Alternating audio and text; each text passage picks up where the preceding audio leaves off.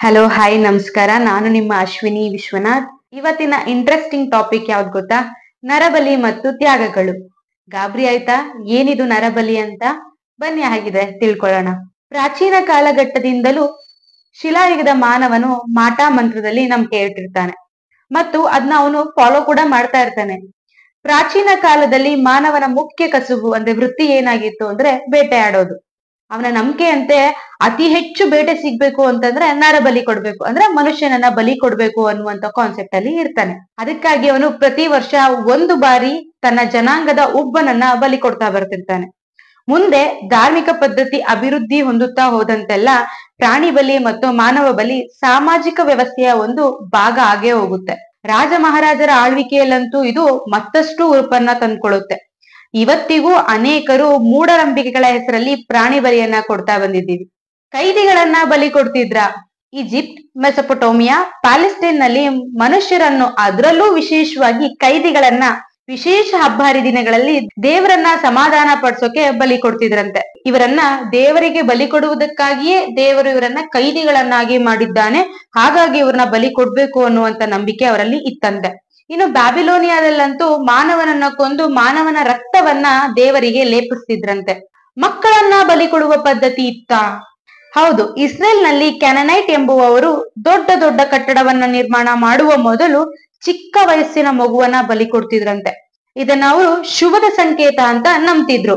ಇನ್ನು ಯಹೂದಿಗಳು ತಮ್ಮ ಪ್ರಸಿದ್ಧ ಹಬ್ಬವಾದ ಪಸೋದರ್ನನ್ನ ಆಚರಿಸುವಾಗ 5 ವರ್ಷದೊಳಗಿನ ಮಕ್ಕಳನ್ನ ಬಲಿ ಕೊಡ್ತಿದ್ರು.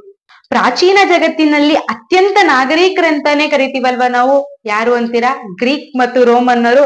ಅವರು ಕೂಡ ನರಬಲಿ ಕೊಡುವಂತ ಪದ್ಧತಿಯನ್ನ ಆಚರಿಸ್ತಿದ್ರು. ಗ್ರೀಕನ್ನರ ನಂಬಿಕೆಯಂತೆ ಗ್ರೀಕ್ನ ದೇವತೆಯಾದಂತ ಡಯೋನಿಸಳು ಮಾನವನ ಮಾಂಸ ಮತ್ತು ರಕ್ತಕ್ಕಾಗಿ ಹಂಬಲಿಸುತ್ತಿರುತ್ತಾಳೆ. ಅವಳಿಗಾಗಿ ನರಬಲಿಯನ್ನ ಕೊಡ್ಬೇಕು ಅಂತ ಅವರು ಬಲಿಯನ್ನ ಕೊಡ್ತಾ ಇದ್ರು. ಇದನ್ನ ಸ್ವತಃ ಗ್ರೀಕ್ನ ಇತಿಹಾಸಕಾರನಾದಂತ ಪ್ಲುಟಾರ್ಕನು ಕ್ರಿಸ್ತಪೂರ್ವ 480ರಲ್ಲಿ ಗ್ರೀಕ್ನಲ್ಲಿ ನಡೆಯುತ್ತಿದ್ದಂತ ನರಬಲಿಯ ಬಗ್ಗೆ ಸಂಪೂರ್ಣ ವಿವರವನ್ನ ನೀಡ್ತಾನೆ. ಮುಂದೆ ಆಫ್ರಿಕಾದ ಬುಡಕಟ್ಟು ಜನಾಂಗ ವಾಸವಿದ್ದ ಪಟ್ಟಣದಲ್ಲಿ ಒಂದು ಪ್ರವಾಹ ಉಂಟಾಗುತ್ತೆ.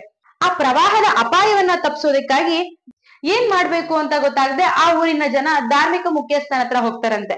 ಆ ಧಾರ್ಮಿಕ ಮುಖ್ಯಸ್ಥ ಹೇಳ್ತಾನಂತೆ, ಒಂದು ಚಿಕ್ಕ ಹುಡುಗನನ್ನ ಬಲಿ ಕೊಡುವುದರಿಂದ ಪ್ರವಾಹ ನಿಯಂತ್ರಣಕ್ಕೆ ಬರುತ್ತೆ ಅಂತ. ಅದನ್ನ ನಂಬ್ಕೊಂಡಂತ ಆ ಊರಿನ ಜನತೆ ಚಿಕ್ಕ ಹುಡುಗನನ್ನ ಬಲಿ ಕೊಡ್ತಾರಂತೆ. ಪ್ರವಾಹ ನಿಲ್ಲಿಲ್ಲ. ಮುಂದೆ ಧಾರ್ಮಿಕ ಮುಖ್ಯಸ್ಥನ ಮಾತಿನಂತೆ ಪುರುಷನನ್ನ ಬಲಿ ಕೊಡ್ತಾರಂತೆ. ಪ್ರವಾಹ ನಿಲ್ಲಿಲ್ಲ. ಮಹಿಳೆಯನ್ನ ಬಲಿ ಕೊಡ್ತಾರಂತೆ. ಪ್ರವಾಹ ನಿಲ್ಲಿಲ್ಲ. ಮುಂದುವರೆದು ಒಂದು ಗರ್ಭಿಣಿ ಸ್ತ್ರೀಯನ್ನ ಬಲಿ ಕೊಡ್ತಾರಂತೆ. ಆಗ ಪ್ರವಾಹ ನಿಲ್ತಂತೆ. ಇದರಿಂದ ಅವರೆಲ್ಲ ಅನ್ಕೋತಾರೆ, ಪ್ರವಾಹ ಉಂಟಾದ್ರೆ ಪ್ರವಾಹ ದೇವತೆಗೆ ಗರ್ಭಿಣಿ ಸ್ತ್ರೀಯನ್ನ ಬಲಿ ಕೊಟ್ರೆ ಪ್ರವಾಹ ತಣ್ಣಗಾಗುತ್ತೆ, ನಮ್ಮ ಜೀವ ರಕ್ಷಣೆ ಆಗ್ಬೇಕು ಅಂತಂದ್ರೆ ಗರ್ಭಿಣಿ ಸ್ತ್ರೀಯರನ್ನ ನಾವು ಬಲಿ ಕೊಡ್ಬೇಕು ಅನ್ನುವಂತ ಪದ್ಧತಿಯನ್ನ ಅಂದಿನಿಂದ ರೂಢಿಸ್ಕೊಂಡು ಸುಮಾರು ವರ್ಷಗಳ ಕಾಲ ಅದನ್ನ ಅವರು ಮುಂದುವರ್ಸ್ಕೊಂತ ಹೋಗ್ತಾರೆ. ಬೆಳೆಗಳಿಗಾಗಿ, ಮಳೆಗಾಗಿ ತ್ಯಾಗ. ಮೆಕ್ಸಿಕನ್ನರು ಮತ್ತು ಜಪಾನಿಯನ್ನರು ಸೂರ್ಯ ದೇವರನ್ನ ಸಂತೃಪ್ತಿಗೊಳಿಸಲು ಮಾನವ ರಕ್ತ ಅಗತ್ಯವೆಂದು ನರಬಲಿಯನ್ನ ಕೊಡ್ತಿರ್ತಾರೆ. ಭಾರತದಲ್ಲಿ ನಡೀತಿತ್ತ ನರಬಲಿ?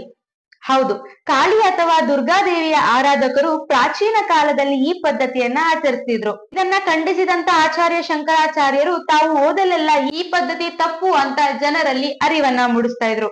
ಕನ್ನಡ ಶಾಸನಗಳಲ್ಲೂ ಕೂಡ ನರಬಲಿಯ ಸಾಕ್ಷ್ಯಗಳಿದ್ದು, ವಿಶೇಷವಾಗಿ ಆಣೆಕಟ್ಟು ಮತ್ತು ಟ್ಯಾಂಕ್ ನಿರ್ಮಾಣ ಸಂದರ್ಭದಲ್ಲಿ ದುಷ್ಟ ಶಕ್ತಿಯನ್ನ ದೂರ ಮಾಡುವ ಉದ್ದೇಶದಿಂದ ನರಬಲಿಯನ್ನ ನೀಡ್ತಿದ್ರೆಂಬ ಜಾನಪದ ಕಥೆಗಳಿವೆ. 1364ರಲ್ಲಿ ಬುಕ್ಕ ಮಹಾರಾಜರು ವಿಜಯನಗರದ ರಾಜನಾಗಿದ್ದಾಗ ಪದೇ ಪದೇ ಒಡೆದು ಹೋಗುತ್ತಿದ್ದಂತ ಕೆರೆಯ ಒಡ್ಡು ನಿರ್ಮಿಸುವಾಗ ಒಂದು ಹುಡುಗಿಯನ್ನ ಬಲಿ ಕೊಟ್ಟಿದ್ರಂತೆ.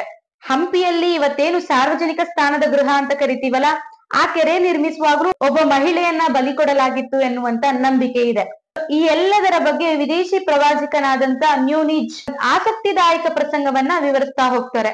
ಮುಂದೆ ಕ್ರಿಸ್ತ ಶಕ 1520ರಲ್ಲಿ ಕೃಷ್ಣ ದೇವರಾಯ ನಿರ್ಮಿಸಿದ ನಾಗಲಾಪುರ ಕೆರೆಯು ಆಗಾಗ್ಗೆ ಒಡೆದು ಹೋಗ್ತಿತ್ತಂತೆ. ಬೇಸರಗೊಂಡಂತ ರಾಜನು ಜ್ಯೋತಿಷಿಯನ್ನ ಭೇಟಿ ಮಾಡ್ತಾನೆ.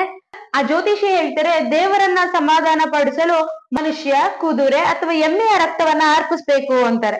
ಆಗ ರಾಯರು ತಕ್ಷಣ 60 ಪುರುಷರ ತಲೆಯನ್ನ ಕತ್ತರಿಸಿ ದೇವರಿಗೆ ಅರ್ಪಿಸ್ತಾರಂತೆ. ಇದನ್ನು ಕೂಡ ನ್ಯೂನಿಜ್ ರವರು ಸವಿಸ್ತಾರವಾಗಿ ವಿವರಿಸ್ತಾ ಹೋಗ್ತಾರೆ. ಕನ್ಯಾ ಹುಡುಗಿಯರನ್ನ ಬಲಿ ಕೊಡ್ತಿದ್ರ? ಹೌದು. ಚರಂಡಿಗಳು, ಕೆರೆಗಳನ್ನ ನಿರ್ಮಿಸುವಾಗ ಮದುವೆಯಾಗದ ಹೆಣ್ಣು ಮಕ್ಕಳನ್ನ ಬಲಿ ಕೊಡ್ತಿದ್ರು. ಇದಕ್ಕೆ ಎಕ್ಸಾಂಪಲ್ ಆಗಿ ತೊಣ್ಣೂರು ಕೆರೆ ಮತ್ತು ಕೃಷ್ಣರಾಜ ಸಾಗರ ಅಣೆಕಟ್ಟು ಸೇರಿದಂತೆ ಕರ್ನಾಟಕದ ಅನೇಕ ಕೆರೆಗಳನ್ನ ನಿರ್ಮಿಸುವಾಗ ಹೆಣ್ಣು ಮಕ್ಕಳನ್ನ ವಿಶೇಷವಾಗಿ ಕನ್ಯರನ್ನ ಬಲಿ ಕೊಡ್ತಿದ್ರೆಂಬ ಉಲ್ಲೇಖ ಇದೆ. ಬ್ರಿಟಿಷರನ್ನ ನಾವ್ ಎಷ್ಟೇ ಬೈಕೋಬಹುದು, ಬ್ರಿಟಿಷರು ನಮ್ಮ ಭಾರತಕ್ಕೆ ಬಂದು ಒಂದಷ್ಟು ನಮ್ಮಲ್ಲಿ ಇದಂತ ಮೂಢನಂಬಿಕೆಯ ಪದ್ಧತಿಗಳನ್ನ ತೊಲಗಿಸಿದ್ರು. ಆ ತೊಲಗಿಸಿದಂತ ನಂಬಿಕೆ ಪದ್ಧತಿಗಳಲ್ಲಿ ಇದು ಕೂಡ ಒಂದು. ಬ್ರಿಟಿಷರು ಏನು ಈ ಅಸಹ್ಯಕರ ನರಬಲಿಯನ್ನ ಕೊಡುವಂತ ಪದ್ಧತಿಯನ್ನ ತಡೆಯುವವರೆಗೂ ಕೂಡ ಈ ತ್ಯಾಗಗಳು, ಬಲಿದಾನಗಳು ಮುಂದುವರಿಯುತ್ತಾನೆ ಇತ್ತು. ಇಂದಿಗೂ ನಾವು 21ನೇ ಶತಮಾನದಲ್ಲಿ ಇದೀವಿ. ಆದ್ರೂ ಕೂಡ ನಾವು ಮೂಢನಂಬಿಕೆ ಹೆಸರಿನಲ್ಲಿ ಕುರಿ, ಕೋಳಿ ಸೇರಿದಂತೆ ಅನೇಕ ಪ್ರಾಣಿಗಳನ್ನ ಬಲಿ ಕೊಡ್ತಾ ಬಂದಿದ್ದೇವೆ. ಯಾವ ದೇವ ಕೇಳಿಹನು ನನಗೆ ರಕ್ತದ ಅಭಿಷೇಕ ಬೇಕು, ನನಗೆ ಪ್ರಾಣಿ ಬಲಿ ಬೇಕು ಎಂದು? ಹೇ ಮಾನವ, ನೀನೇಕೆ ನಿನ್ನಂತೆ ಉಸಿರಾಡುವ ಇನ್ನೊಂದು ಮೂಕ ಪ್ರಾಣಿಯನ್ನು ದೇವರ ಹೆಸರಿನಲ್ಲಿ ಕೊಲ್ಲುತ್ತಿರುವೆ? ಈ ವಿಷಯವನ್ನ ನಾನು ಮುಕ್ತಾಯಗೊಳಿಸೋಕ್ಕಿಂತ ಮುಂಚೆ ಬಸವಣ್ಣನವರ ಒಂದು ವಚನ ನನ್ಗೆ ನೆನಪಿಗೆ ಬರ್ತಿದೆ.